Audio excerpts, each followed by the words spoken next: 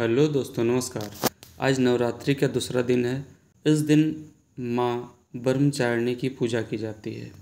कल के वीडियो में हमने बताया था नवमी के दूसरे दिन यानी कि पहले दिन माता शैलपुत्री की पूजा की जाती है। आज दूसरे दिन माँ ब्रह्मचारिणी की पूजा की जाती है। कहा जाता है वे माँ दुर्गा का ही दूसरा रूप हैं। उनका नाम ब्रह्मचारिणी इस बात का प्रतीक है कि वे तप और साधना की देवी हैं। प्रचलित कथा अनुसार माता सती ने ही जब अपने पिता दक्ष द्वारा भगवान शिव का अपमान देखा तो उन्होंने यज्ञ की अग्नि में आत्मदाह कर लिया। इसके पश्चात माता सती ने ही अगले जन्म में हिमालय राज के घर पार्वती के रूप में जन्म लिया। बचपन से ही पार्वती जी को भगवान शिव से अत्यंत प्रेम था और उन्होंने भगवान शिव को अपने पति के रूप में पाने का दृढ़ संकल्प लिया।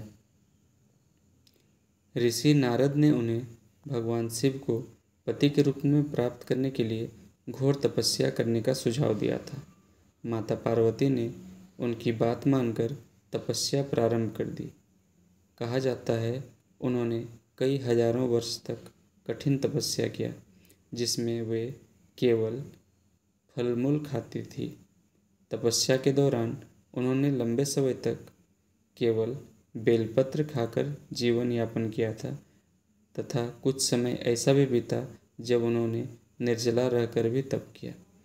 उनकी इस कठोर तपस्या से देवताओं और ऋषियों ने उनकी भक्ति और साधना की खूब प्रशंसा की। अंततः भगवान शिव उनके तप और प्रेम से प्रसन्न हुए और उन्हें अपनी अर्धांगिनी के रूप में स्वीकार किया।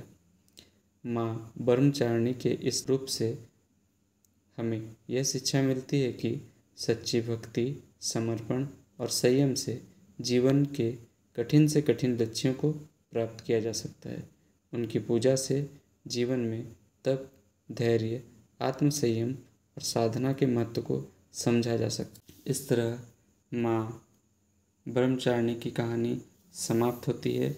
आपको नवमी के दूसरे अध्याय का यह वीडियो कैसे लगा हमें कमेंट बॉक्स में ज़रूर साझा करें।